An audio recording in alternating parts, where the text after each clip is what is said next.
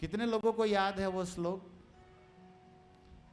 हाँ, एक दो भक्तों को याद है, बाकी भक्तों को याद नहीं है।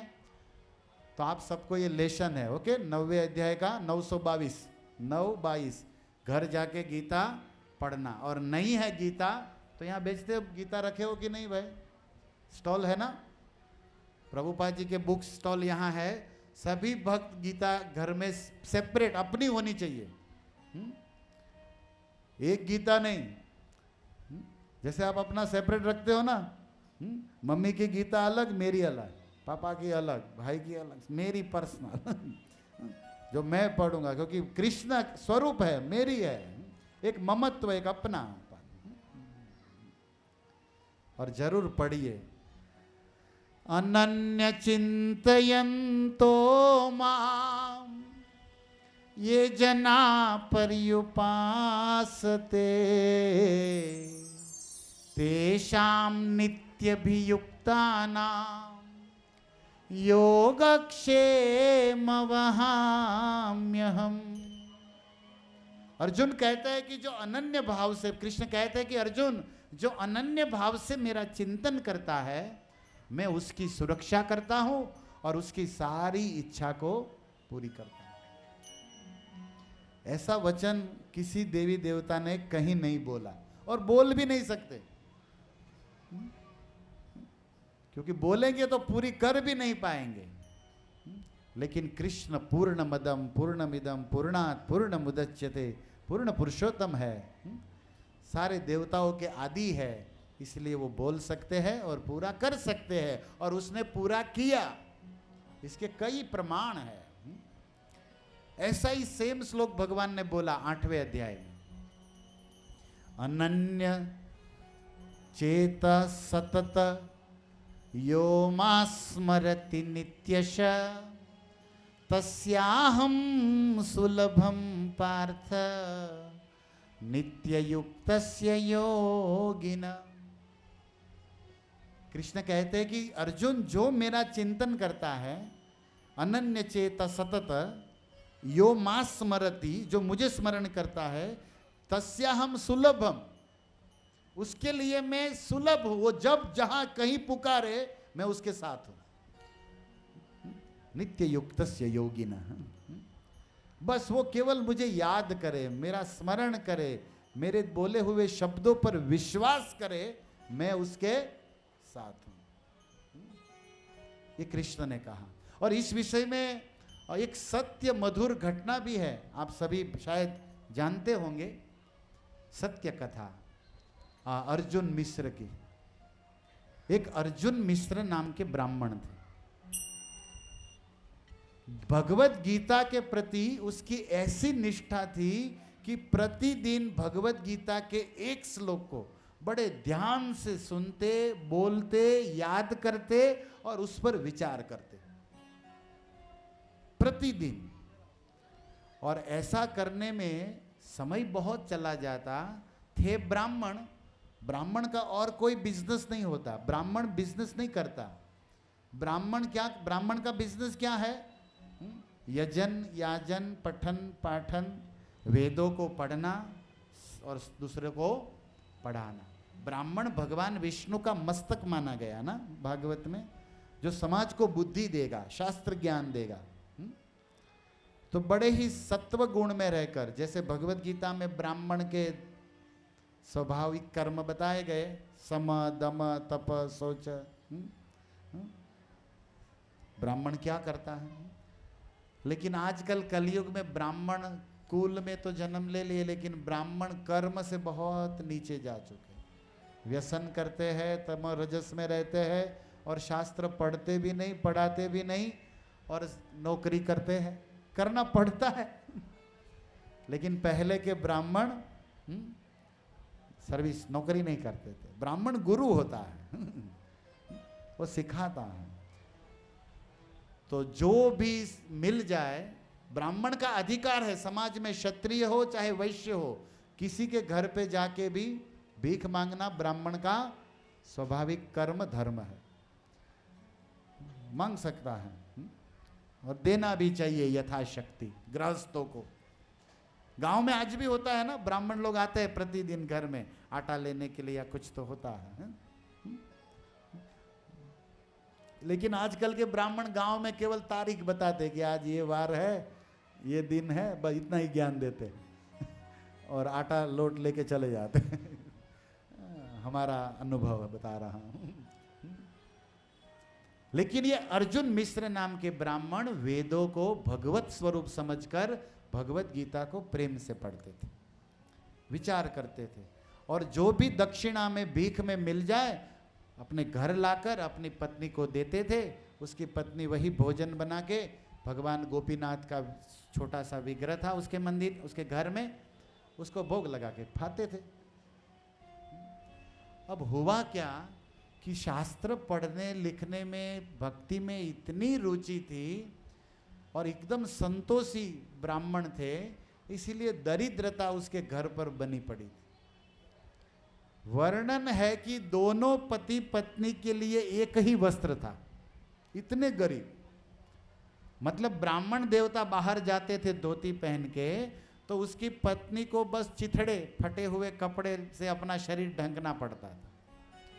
फिर भी किसी से मांगते, ज्यादा मांगते नहीं, जाते थे, जो दे देते थे ले लेते, उसी में संतोष करके भजन करते। अब बताओ मिलेगा ऐसा ब्राह्मण आज के युग में? एक ही वस्त्र दोनों के बीच में, उसी से। लेकिन फिर भी भगवान से कभी कंप्लेन नहीं, फरियाद नहीं। ये प्रेमी की बात है। प्रेमी भगवान से कभी कंप्लेन, फरियाद नहीं करता। ठाकुर जी जो भी दे उसमें संतोष और हरि भजन करता है। मार भी राख भी जो इच्छा तो हारा, तो या दासपति त्रुया अधिकारा। भक्ति विनोद ठाकुर कहते प्रभु चाहे मारो चाहे तारो, मैं आपका हूं। जैसे चैतन्य महाप्रभु कहते हैं कि आप मुझे प्रेम से आलिंगन दो, चाहे मुझे पैरों से कुचल डालो, मेरे प्राणनाथ तो आप ही रहोगे।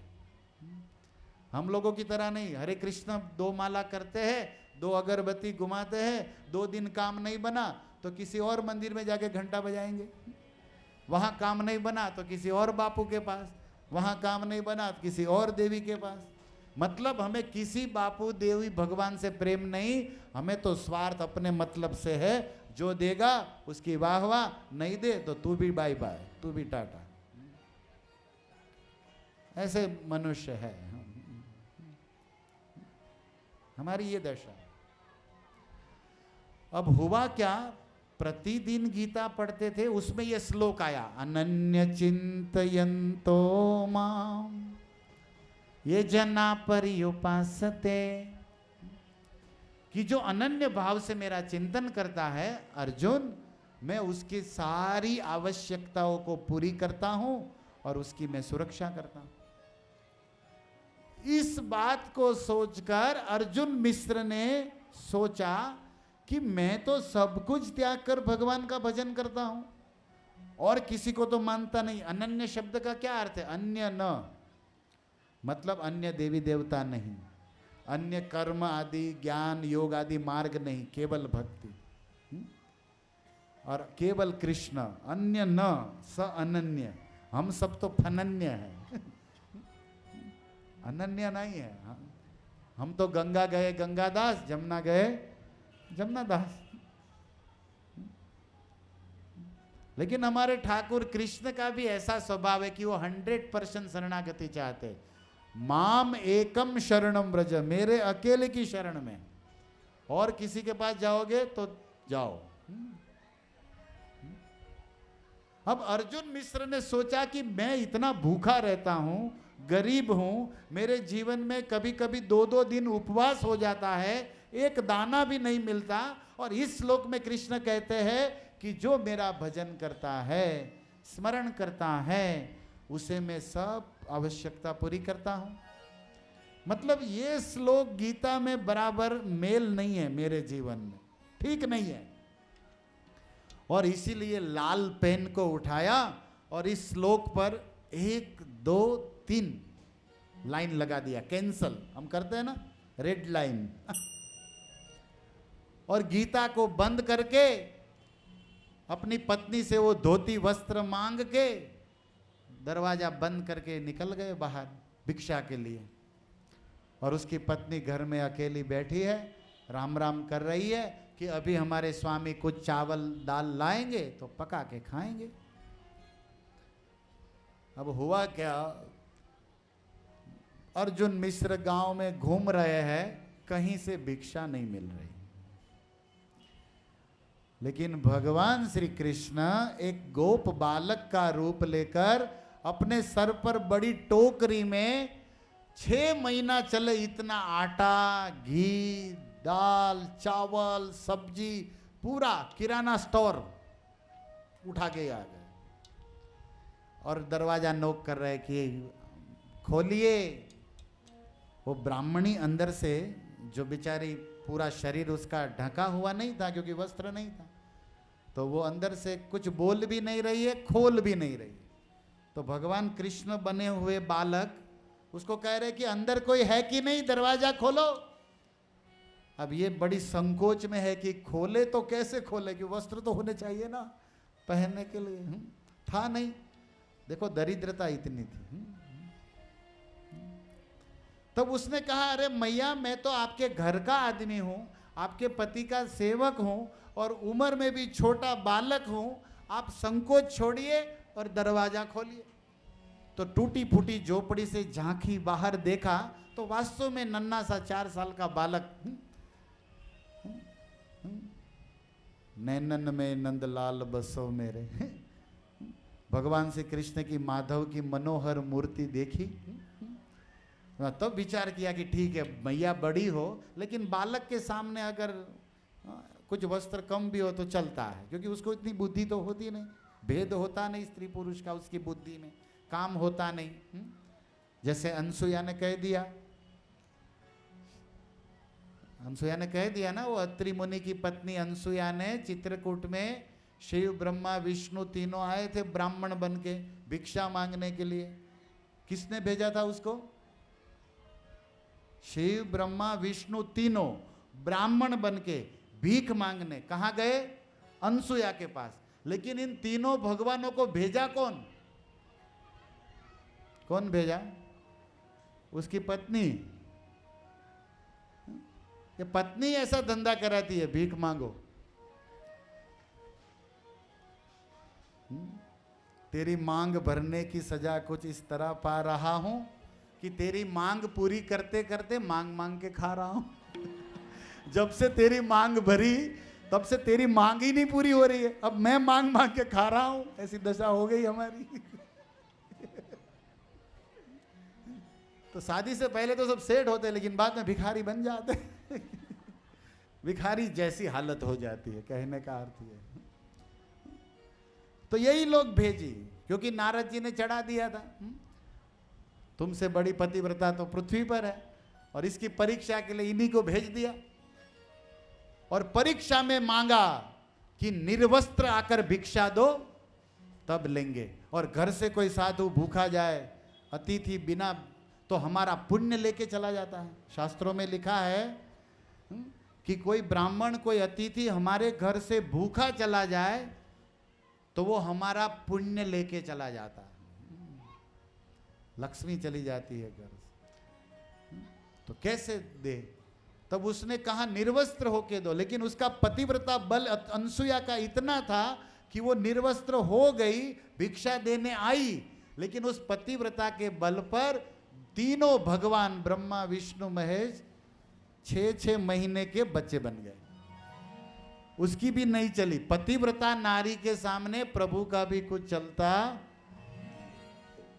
इस संसार में 2 व्यक्तियों का बड़ा बल बताया गया, एक नियम पालन करने वाला सत्यवादी ब्राह्मण और दूसरा पतिव्रता नारी। सूर्य को भी रोक सकती है वो। सावित्री ने तो सतीत्व के बल पर यमराज को भी रिटर्न कर दिया।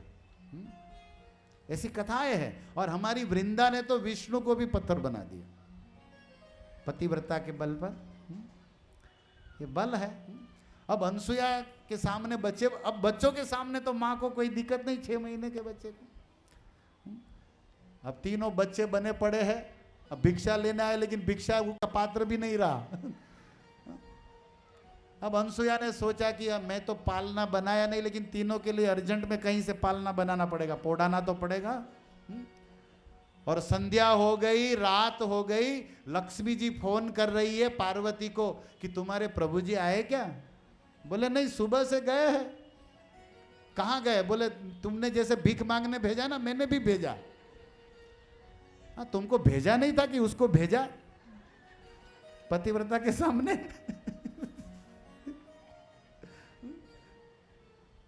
तब बोले एक काम करते, ब्रह्माणी को पूछते, ब्रह्मलोक में लाइन बिजी आ रहा था तो सामने से कॉल आ गया।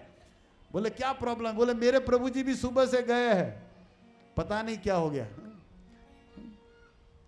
तब नारद जी को ढूंढना पड़ेगा, सब चक्कर नारद का है। नारद जी ने बताया कि हमारे प्रभु जी कहाँ है, बताओ। तुम तो तीनों लोकों में घूम रहते हो, मीडिया हो तुम तो, तुम्हारा सीसी कैमरा सब जगह चालू रहता है। नारद जी ने कहा हमको पता है तुम्हारे तीनों प्रभु जी का।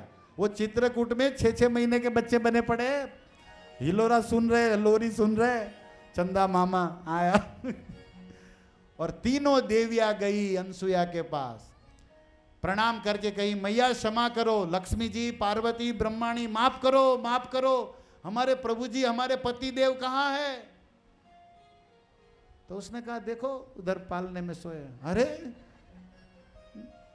इसी फोटो को एंगेजमेंट साइन भी मैं ढूंढ रही थी कि ये छोटे थे तब कैसे दिखते थे, ओरिजिनल छोटे हो गए।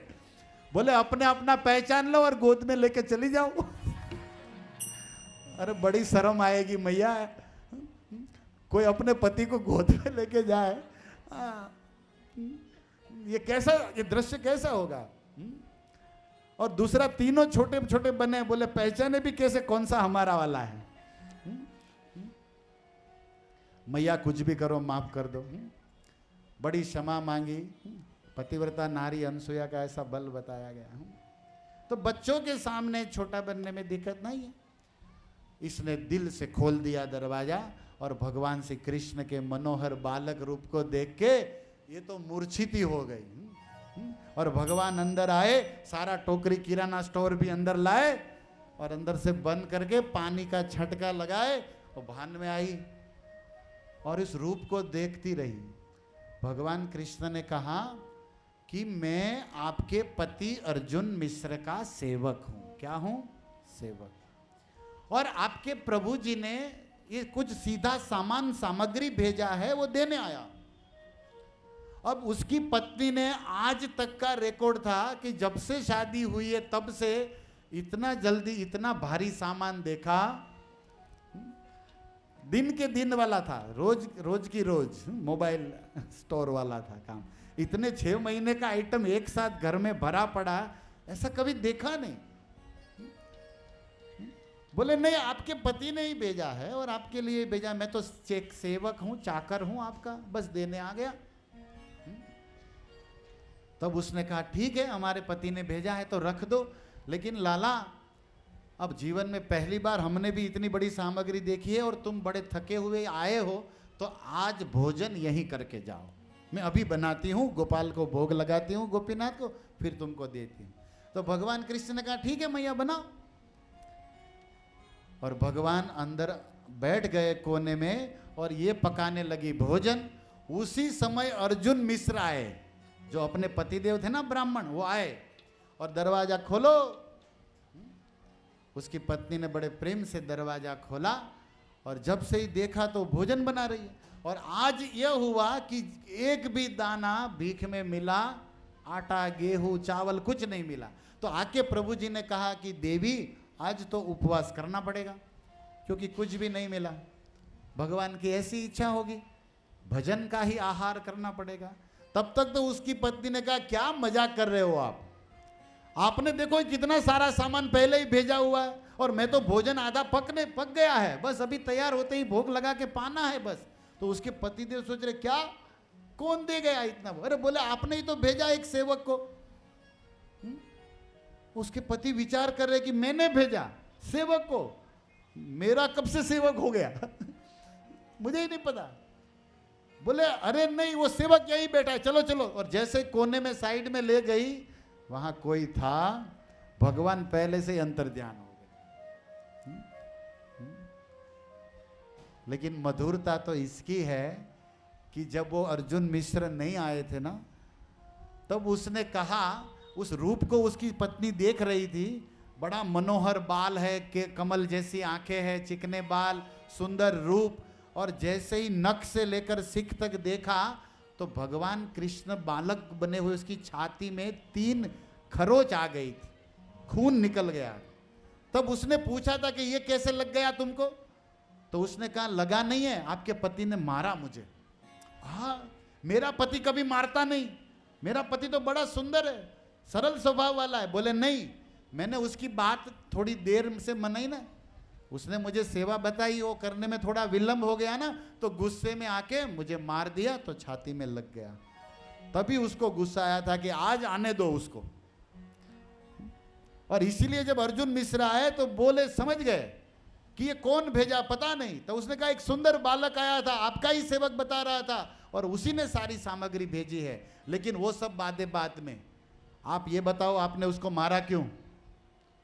अब अर्जुन मिश्र को समझ में नहीं आ रहा कि ये क्या पागल हो गई है, पहले तो बोल रही है सेवक, दूसरा बोल रही है सीधा सामग्री बता रही है, ये तो दिख रहा है। लेकिन मैंने मारा? बोले हाँ, आपने छाती में मारा, उसके खून के निशान भी हो गए थे, मैंने देखा। तब अर्जुन मिश्र को समझ में आ गया कि हाँ, हो न हो ये मेरे गोपीनाथ है, जिसकी करुणा उमड़ गई है। उसने कहा देवी वो गीता लाओ, तो जो रोज मैं पढ़ता हूं मेरी अपनी गीता, गीता लाओ। और जैसे ही गीता खोला तो उसमें जो 3 लाल लाइन लगा दी थी ना श्लोक पर, वो अदृश्य हो गई थी, वो मिट गई थी, और ऐसी के ऐसी हो गया, ऐसी थी। मतलब वो लाल लाइन था, वो भगवान के यहां निशान बन गया। और तब वो रोने लगे, क्षमा मांगने लगे, अरे भगवान माफ करिए मुझे कि मुझे आपकी गीता की वाणी में विश्वास नहीं रहा, संशय हो गया, और इसीलिए ने कृपा करके मैंने आपको कष्ट दिया। आपने हम पर कृपा की और मैंने आपको कष्ट दिया, और इसीलिए मेरे लिए आपको इतना सीधा सामग्री उठा के मेरे घर आना पड़ा। और तब रोते रोते उसने कहा कि देवी तुम भाग्यवान हो कि वो कोई साधारण बालक नहीं, पूरे विश्व ब्रह्मांड का पालक हमारे राधा रास विहारी थे, जिसको तुमने दर्शन किया, स्पर्श किया। और इस कथा से ये प्रमाणित होता है कि जो गीता के शब्दों पर लाइन लगाई गई वो भगवान के हृदय छाती में उतर गई। इसलिए भगवान कहते हैं गीता में हृदयम पार्थ, गीता मेरा हृदय है। इसलिए एक बार विदेश में श्रील प्रभुपाद गीता पर प्रवचन दे रहे थे ना, तो एक व्यक्ति खड़ा हो गया और उसने कहा कि मुझे गीता के इतने श्लोक याद है, कई 100 श्लोक याद है। तो प्रभुपाद जी ने एक प्रश्न किया कि अच्छी बात है कि आपको गीता के इतने श्लोक याद है, लेकिन गीता के किस श्लोक में तुम्हें विश्वास है ये बताओ। महत्व भगवान के शब्दों में विश्वास का है, क्योंकि हमारी सारी भक्ति का प्राण क्या है? विश्वास। गुरु की बात पर और भगवान की बात पर विश्वास। दैन्य आत्मनिवेदन गोप्तृत्वे वरण अवश्य रक्षिबे कृष्णे विश्वास पालन। नव षड भक्ति शरणागति का लक्षण भक्ति विनोद ठाकुर ने यही बताया कि अवश्य कृष्ण मेरी रक्षा करेंगे। ये भक्त को विश्वास होता है, और ये विश्वास है तो भक्ति है। बिना विश्वास के भक्ति मरी हुई है। तो इस कथा से हमें ये प्रेरणा मिलती है कि हमें भगवान में विश्वास, मतलब भगवान की बोली हुई वाणी भगवत गीता में विश्वास। और उस गीता में भगवान ने कह दिया न मे भक्त प्रणश्यति, हे अर्जुन मेरे भक्त का कभी विनाश नहीं होता। तुम अनाउंस करो इस कुरुक्षेत्र की युद्ध भूमि में कि मेरे भक्त का कोई भी कभी भी बाल बांका नहीं कर सकता। ये भगवान की बात पर विश्वास आ जाए तो हमारा जीवन सार्थक हो जाए।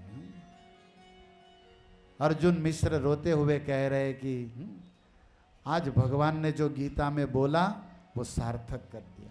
ऐसे भक्तों 1 2 3 नहीं, हजारों उदाहरण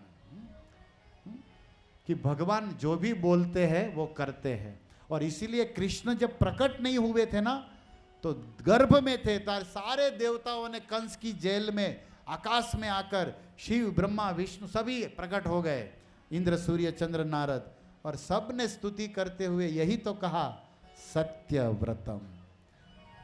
हे कृष्ण, आप जो भी बोलते हो वो क्या होता है? सत्य होता है। मतलब करते हो, आप जो भी बोलते हो वो अपने जीवन में करते हो। और इसीलिए भगवान को तो बोलना और करना, सोचना, बोलना, करना सब एक है।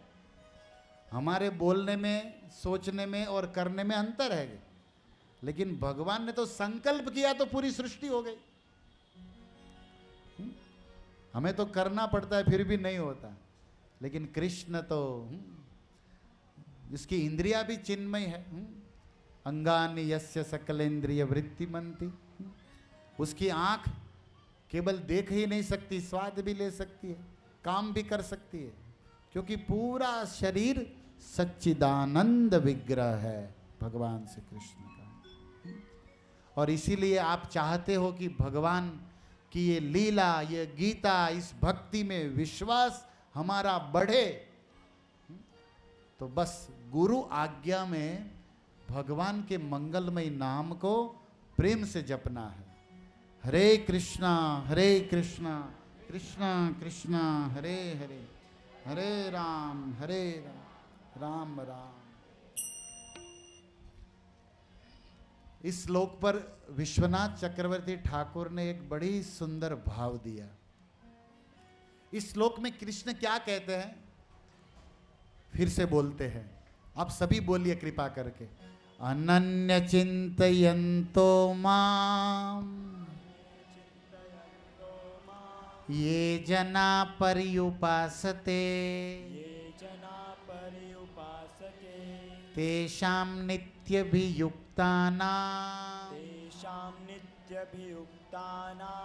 योगक्षेमं वहाम्यहम्। देखो 4 वेद है, यजुर्वेद, सामवेद, ऋग्वेद, अथर्ववेद। और ये वेद क्या है जानते हैं? भगवान के श्वास। वेद कहाँ से निकला? जाके श्वास, सहज श्रुतिचारी। उपनिषद कहता है नारायण निश्वसित वेद प्रभवती। ये वेद जो है ना भगवान के श्वास से निकला है। अच्छा, ये भगवत गीता क्या है? सारे वेदों उपनिषदों का सार और भगवान की वाणी। मतलब वेद भगवान के श्वास है और गीता भगवान की वाणी। अच्छा, दूसरा बात, तो किसी भी मनुष्य की श्वास में और वाणी में क्या अंतर है? एक लॉजिक, एक विचार कि श्वास व्यक्ति सहज लेता है और वाणी व्यक्ति विचार करके बोलता है। आप श्वास लेने में विचार करते हो? विचार करने जाओगे तो हरि बोल हो जाओगे। श्वास के लिए हमें विचार नहीं करना पड़ता। आप बैठे हो तो भी श्वास तो चलता रहता है। सांस लेना सहज है, लेकिन बोलने के लिए आप सोचते हो इसको क्या बोलूं, कैसे बोलूं। मतलब वाणी विवेक से, विचार से बोली जाती है और श्वास सहज होता है। अब बताओ कि वेद महत्व का की वाणी भगवान की, क्योंकि वो तो सहज निकल रहा है और ये वाणी तो कृष्ण ने विचार करके विवेक पूर्वक बोला है। इसीलिए भगवत गीता भगवान की वाणी है, तो इसमें बोले हुए शब्द पर बहुत विचार है, एक अर्थ है। जैसे इस श्लोक में एक शब्द है वहाम्यहम। मैं क्या करता हूं अर्जुन? मेरे भक्त का जीवन की जो भी जरूरत है, भार है, उसको मैं वहन करता हूं। अच्छा, करोमि बोल सकते हैं, मेरे भक्त की सारी इच्छा पूरी करता हूं, मैं उनकी रक्षा करता हूं। करोमि नहीं बोला, करता हूं नहीं बोला, उठाता हूं। जैसे वहन करना समझते ना? जैसे आप कहते हैं कि भार उठाओ, हिंदी में उठाया, वहन करना मतलब उठा के चला। तो करोम्यहम भी बोल सकते थे, योग क्षेमम करोम्यहम, लेकिन योग क्षेमम वहाम्यहम। तो वहामी शब्द क्यों बोला, करोमि क्यों नहीं बोला? ये विचार है, ये समझना है हमें। देखो, भगवान कहते हैं कि मेरा जो भक्त बन जाता है उसके जीवन में जो भी कुछ आता है, चाहे धन, बल, बुद्धि, कुछ भी, वो कर्म के अधीन नहीं, मेरी कृपा के अधीन। जब तक व्यक्ति भगवान की शरण में नहीं जाता तब तक कर्म का फल भोगता है। कर्म में होगा वो मिलता है, कर्म में नहीं होता वो चला जाता है। लेकिन जब वो भगवान की भक्ति करता है तब भगवान कृपा करके उसके लिए जो अनुकूल है वो देते हैं, और जिसमें उसका भला नहीं है उसको वो ले लेते हैं। लेकिन भक्त ये समझता, वो रोता है कि मेरे से क्यों ले लिया। जैसे बच्चे के हाथ से उसको सर्दी हो गया हो और आप आइसक्रीम छीन लो तो वो रोता है, मेरा आइसक्रीम। लेकिन उसकी माँ जानती है कि ये खाएगा तो फिर हॉस्पिटल जाएगा। इसी तरह संसार के ये पदार्थ जो दुखदाई है, जो हमें भक्ति में समय बाधा देते हैं, वो कभी कभी भगवान ले लेते हैं तो हम रोते हैं, हाँ बाजू वाले को दिया मेरे को। लेकिन उसमें हमारा भला होता है, हम समझते नहीं। लेकिन याद रखिए, भगवान यहाँ कहते हैं कि मेरे भक्त बन जाए तो उसके लिए जो भी अनुकूल है वो मैं देता हूं। तो कैसे देते हैं? जैसे यहाँ कहते हैं वहां में हम, मेरे भक्त के परिवार, उसके पत्नी, उसके बच्चे, उसका धन, फैक्ट्री, सबका भार मैं उठाता हूं। अच्छा, एक प्रश्न किया जाए कि शुद्ध भक्त तो भगवान से कुछ नहीं मांगता, धन नहीं मांगता, न धनम न जन्म। हमको केवल रोज ये शिक्षा स्तंभ गाने का, असलियत में बोलने का। प्रभु सॉरी है, वो चैतन्य महाप्रभु के लिए, हमारे लिए तो चाहिए धनम जन्म, लेकिन केवल रिपीटेशन, न धनम न जन्म न सुंदरी कविताम वा जगदीश कामये। लेकिन ऐसा ऐसा हम केवल गाते हैं, लेकिन गोपीनाथ आप सुनना नहीं है। आप वो अंतिम वाला लाइन सुनो, मम जन्मनि जन्मेश्वरी, लेकिन धन के साथ भक्ति दो, स्त्री के साथ भक्ति दो, ग्रुप के साथ, शिष्यों के साथ भक्ति दो, ऐसा वाला सुनना।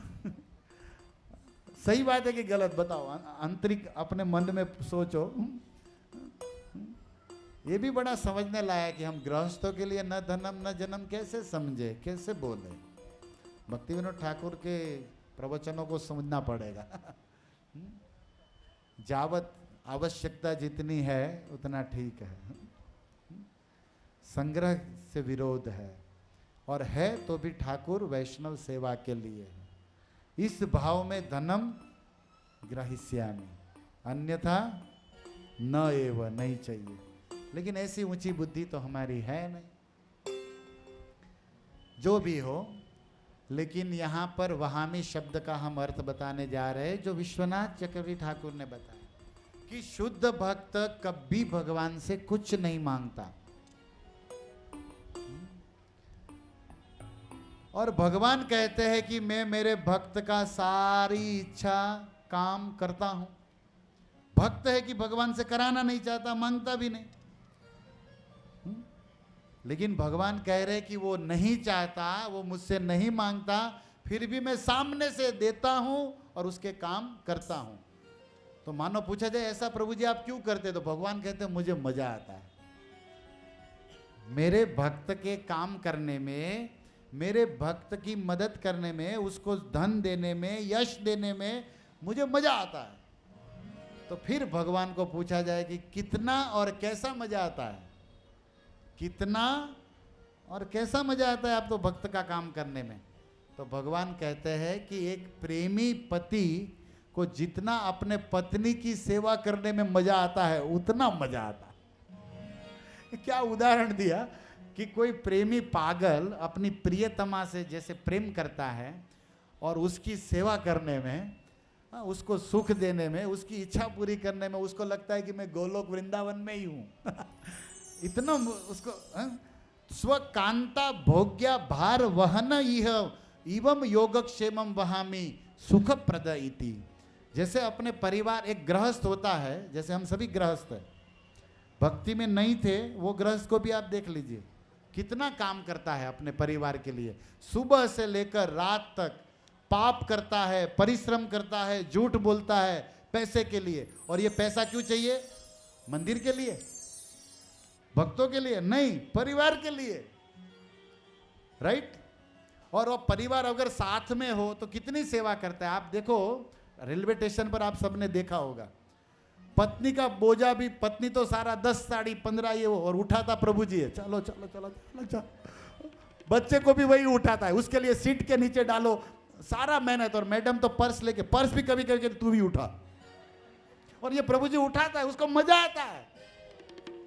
और गुरु जी एक बात बोल दे वो नहीं उठाएगा, लेकिन उसमें तो बिना ज्ञान के इतनी सेवा करता है और उसको लगता है पसीना निकल रहा है, लेकिन उसको आनंद ही इतना आता है कि पूछो मत।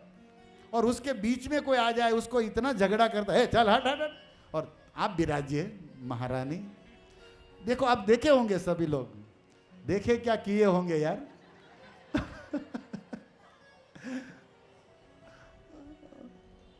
इतना तो अब भगवान की भी सेवा हम इतनी नहीं करते मंदिर में। मंदिर में भी फटाफट आरती घुमाओ निकलो, इधर तो एकदम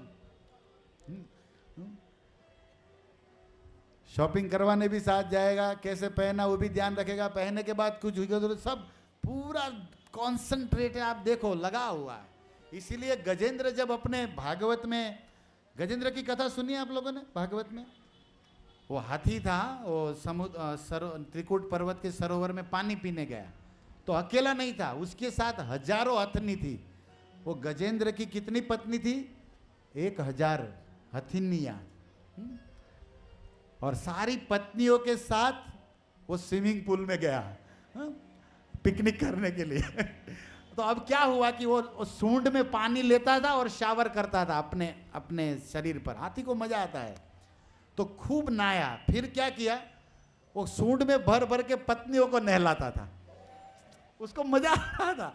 तब तक तो उसके छोटे छोटे मदन सब बच्चे आ गए, पप्पू पप्पा मेरे पर भी डालो। बोले आजा बेटा आजा, तुम पर भी, इधर भी डालो।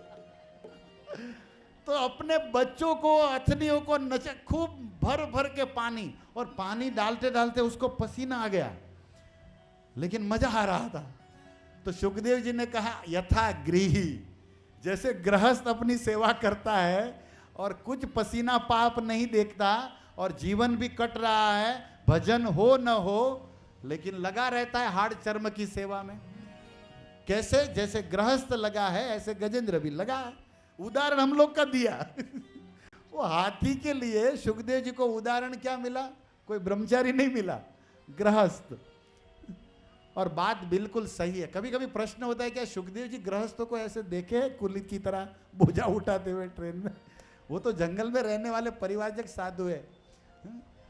लेकिन जो भक्ति करता है ना, ज्ञानम च यद वैराग्य, ज्ञान सब अहेतुकम आ ही जाता है। जनत्यास वैराग्यम ज्ञानम च यद हेतुकम, अपने आप।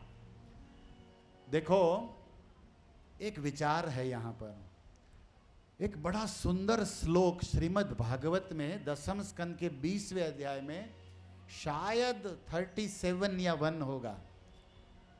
किसका वर्णन है जानते? शरद ऋतु का वर्णन। शरद ऋतु, शरद ऋतु वर्षा ऋतु के बाद आती है। अभी तो शिशिर ऋतु चल रहा है, फाल्गुन जाएगा ना, उसके बाद चैत्र और वैशाख आएगा, उसको वसंत ऋतु कहते हैं। उसके बाद जेठ, जेठ और आषाढ़ ये आएगा। ये जो महीना है ग्रीष्म ऋतु है, बड़ा गर्मी पड़ता है ना। और उसके बाद सावन भादो ये वर्षा ऋतु है। उसके बाद अश्विन और कार्तिक ये शरद ऋतु है, जिसमें रास हुआ था ना। ओके, रास हुआ था, शरद पूर्णिमा को रास हुआ था। ओके, तो शरद ऋतु में क्या होता है कि वर्षा ऋतु में जो पानी बरसता है उससे सरोवर भर जाता है, हाँ, नदी नाला सब जल से भर जाता है। अब वर्षा ऋतु गई तो सूर्य उगता है, तो सूर्य अपनी किरणों से वो पानी सोचता है ना, प्रतिदिन सोच लेता है। अब होता क्या है कि जो छोटा सा तलैया है, लेक, सरोवर या गड्ढा जिसमें पानी वर्षा ऋतु से भर गया था, तो उसमें कुछ जंतु आ जाते हैं, मछली आदि, ऑटोमेटिक उसमें प्रकट हो जाते हैं ना पानी में। लेकिन जब सरोवर में वो सूर्य पानी सोचता है तो प्रतिदिन पानी कम होता है, लेकिन जो अंदर रहने वाले जलचर मछली है उसको पता नहीं है कि पानी कम होगा और कल मैं मरूंगी। वो तो अंदर पानी में घूमती रहती है। तो सुखदेव जी कहते हैं श्रीमद् भागवत में, यथा गाद जले चरा यथा आयुन अन्वह नरा मूढ़ा कुटुंबिना। जैसे मूढ़ कुटुंब में ही जिसकी बुद्धि है कि ये मैं शरीर हूं और ये 2-5 मेरे परिवार वाले हैं, उसको खिलाना पिलाना यही मेरा धर्म है, ऐसी जिसकी बुद्धि है, ऐसा व्यक्ति ये नहीं जानता कि मृत्यु मेरे सर पर तांडव कर रहा है, कल मरूंगा और ये लोग भी मरेंगे। तो साथ में क्या जाएगा? कृष्ण का किया हुआ भजन, लेकिन वो तो करता नहीं। जैसे वो मूढ़ कुटुंबी, उसकी मृत्यु का भी उसे पता नहीं रहता और जीवन भर बस काम काम काम करता रहता है, मर जाता है और भूत्वा भूत्वा प्रलीयते, फिर स्वर्ग में, फिर नरक में, पुनरअपि जन्म, फिर अंततः ऐसे ही घूमता रहेगा 84 के चक्कर में। और मानव देव का महत्वपूर्ण समय आहार निद्रा भय मैथुन में पशु की तरह बिता दिया। भक्तों, आप सभी भगवत गीता में ज्ञान यज्ञ में बैठे हो, इसलिए बुद्धि से विचार करना। आप श्वास लेते हो ना, अभी हमने श्वास की बात कही थी। हमारे एक आचार्य ने हरि नामाष्टकम लिखा, वैष्णव गीत में है, आप पढ़िएगा। जिसके पास प्रभुपाद की इस्कॉन की वैष्णव गीत है ना छोटी, उसमें एक श्लोक है, निश्वासे नहीं विश्वासो कदा रुद्धो भविष्यति। जो आप श्वास ले रहे हो ना, और इसको निश्वास कहते हैं, उच्छ्वास निश्वास, ये चलता रहता है। लेकिन निश्वास से नहीं विश्वास हो, एक सांस लिया और फिर बाहर श्वास आएगा कि नहीं उसका कंफर्मेशन। कई लोग हैं बोले प्रभु जी श्वास चढ़ गया और वो उड़ गए ऐसा होता है कि नहीं? हार्ट अटैक हो जाता है। कई लोग बातें करते, अरे कल तो वो हमारे साथ में थे ट्रेन में, अभी वो फोटो में आ गए, अभी फोटो में बैठ गए। क्या भरोसा इस जिंदगी का, साथ देती नहीं किसी का। सत्य है कि नहीं? कीर्तनीय मतो बाल्या श्री हरे नामेव केवलम।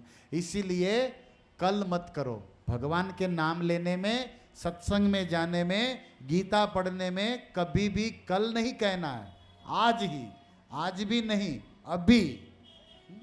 क्योंकि कल का भरोसा और साथ ये हरि नाम जाएगा, कुछ भी नहीं आएगा। और हमारे श्वास पर भी विश्वास नहीं, इसलिए हमारे संतों ने कहा, श्वासे श्वासे राम रट, वृथा श्वास न खोई, ना जाने इस श्वास को आवन होई के ना होई। पता नहीं ये श्वास फिर मिलेगा कि नहीं मिलेगा, इसलिए मिथ्या समय बर्बाद नहीं करना है, गंवाना नहीं इस समय को, भजन कर लेना है। हरे कृष्णा कृष्ण कृष्ण हरे हरे, हरे राम राम राम हरे हरे, हरे कृष्णा कृष्ण कृष्ण हरे हरे, हरे राम राम राम हरे हरे। कृष्णा कृष्ण कृष्ण हरे हरे, हरे राम राम राम हरे हरे। हरे कृष्णा प्रेम से गाइए। कृष्णा कृष्णा हरे हरे, हरे राम राम राम हरे हरे। हरे कृष्णा कृष्ण कृष्ण हरे हरे, हरे राम राम राम हरे हरे। हरे कृष्णा कृष्ण कृष्ण हरे हरे, हरे राम राम हरे हरे। हरे कृष्णा कृष्ण कृष्ण हरे हरे, हरे राम राम हरे हरे। हरे कृष्णा कृष्ण कृष्ण हरे हरे, हरे राम राम हरे हरे। हरे कृष्णा कृष्ण कृष्ण हरे हरे, हरे राम राम हरे हरे। हरे कृष्णा कृष्ण कृष्ण हरे हरे, हरे राम राम हरे हरे। हरे कृष्णा कृष्ण कृष्ण हरे हरे, हरे राम राम हरे हरे। हरे कृष्णा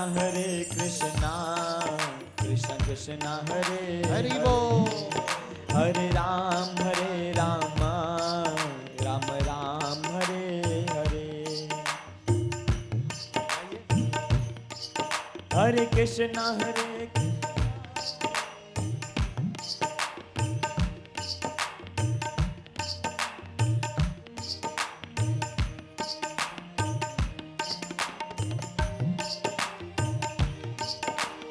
मेरा आपकी कृपा से सब काम हो रहा है, मेरा आपकी कृपा से सब काम हो रहा है।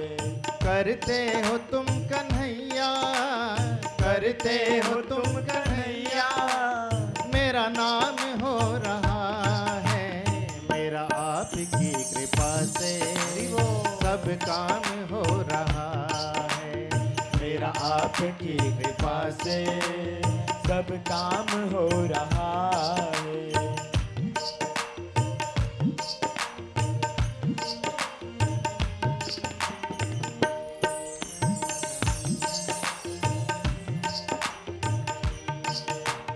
पतवार के बिना ही मेरी नाव चल रही है, पतवार के बिना ही मेरी नाव चल रही है। कन्हैया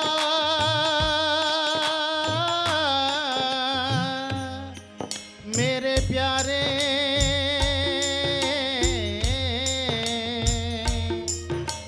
पतवार के बिना ही मेरी नाव चल रही है। हैरान है जमाना मंजिल भी मिल रही है, हैरान है जमाना मंजिल भी मिल रही है। ओ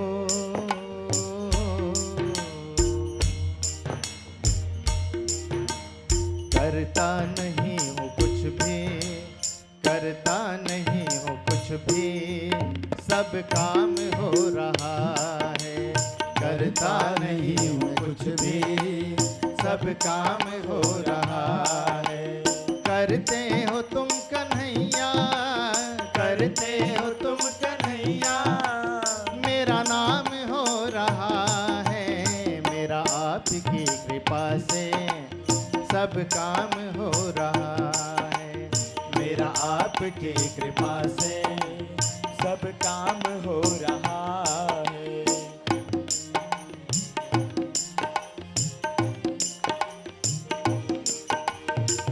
साथ हो जो मेरे, किस चीज की कमी है। तुम साथ हो जो मेरे, किस चीज की कमी है। किसी और चीज की अब दरकार ही नहीं है। किसी और चीज की अब दरकार ही नहीं है। ओ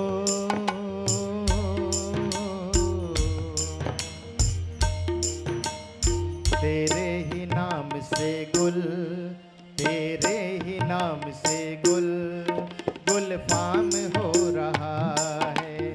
तेरे ही नाम से गुल, गुल फाम हो रहा है। करते हो तुम कन्हैया, करते हो तुम कन्हैया, मेरा नाम हो रहा है। मेरा आपकी कृपा से सब काम हो रहा है। मेरा आपकी कृपा से सब काम हो रहा है। मेरा आपकी कृपा से